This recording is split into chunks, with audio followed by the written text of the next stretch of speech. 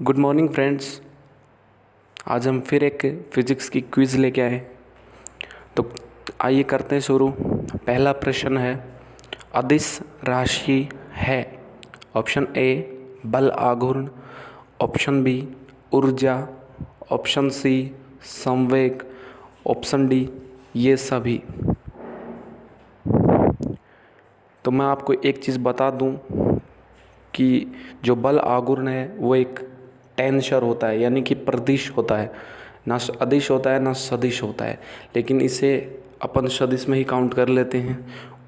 और ऊर्जा जो है वो एक अदिश राशि है, संवेग हम जानते हैं सदिश है। तो option B is the correct answer of question 1, यानी कि ऊर्जा जो है वो एक अदिश राशि है। ओके।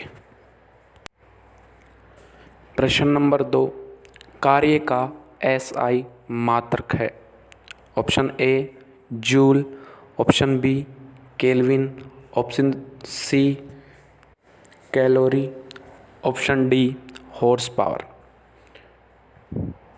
तो कार्य का जो एसआई मात्रक होता है वो होता है joule.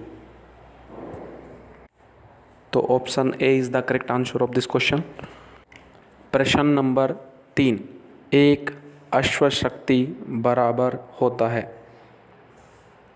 Option A 776 watt, option B 746 watt, option C 11,000 watt, option D कोई नहीं।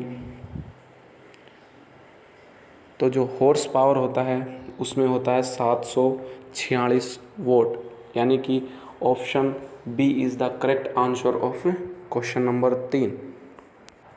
क्वेश्चन नंबर 4, न्यूटन के किस गति के नियम से बल का व्यंजक प्राप्त होता है।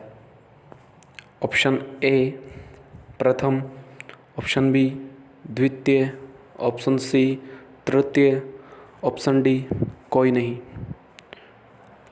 मैं आपको एक चीज़ क्लियर कर देता हूँ कि जो न्यूटन का जो प्रथम गति का नियम था वो जड़त्व का नियम होता है।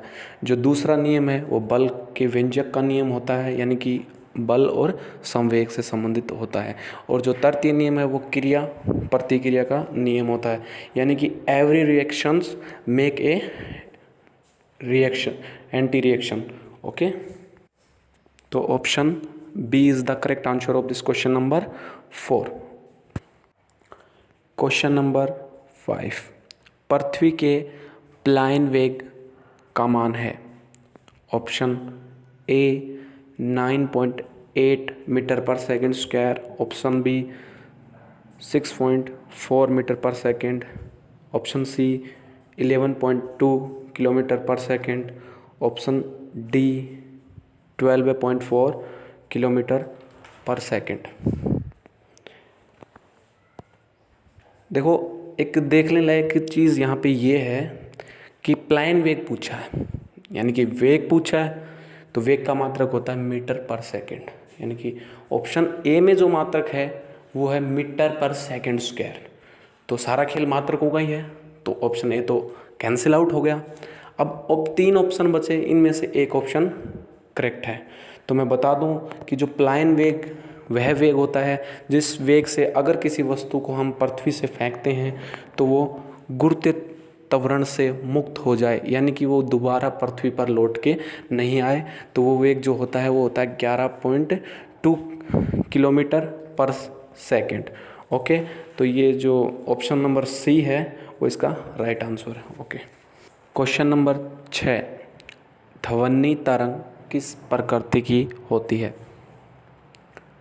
ऑप्शन ए अनुदैर्ध्य, ऑप्शन बी अनुप्रस्थ, ऑप्शन सी विद्युत चुंबकीय तरंग, ऑप्शन डी इनमें से कोई नहीं। तो मैं आपको एक चीज़ बता देता हूँ कि जो ये ध्वनि जो तरंगें होती हैं वो अनुदैर्ध्य प्रकृति की होती हैं। क्योंकि अनुदैर्ध्य प्रकृति मतलब अनुदैर्ध्य वाली कौन सी तरंगें होती हैं वो मैं बताता हूँ कि जिसमें जिस दिशा में कंपन हो रहे हैं तरंग का संचरण भी उसी दिशा में हो, यानी कि अगर जिस दिशा में कंपन है उसी दिशा में अगर संचरण भी हो रहा है तो वो अनुदैर्ध्य प्रकृति होती है। और अनुप्रस्थ का मतलब होता है कि उसमें तरंग संचरण के लंबवत, अगर तरंग संचरण के लंबवत संचरित हो रही है, जो कंपन है वो तरंग संचरण के लंबवत हो रहे हैं, तो इसका मतलब अनुप्रस्थ है। और ईवीएम में तो अपन जानते ही हैं कि दोनों चीज़ें परपेंडिकुलर रहती हैं, विद्युत और चुंबकीय क्षेत्र दोनों ही परपेंडिकुलर होते हैं। इसलिए इसमें ऑप्शन ए आएगा। Option A is the correct answer of this question number 6।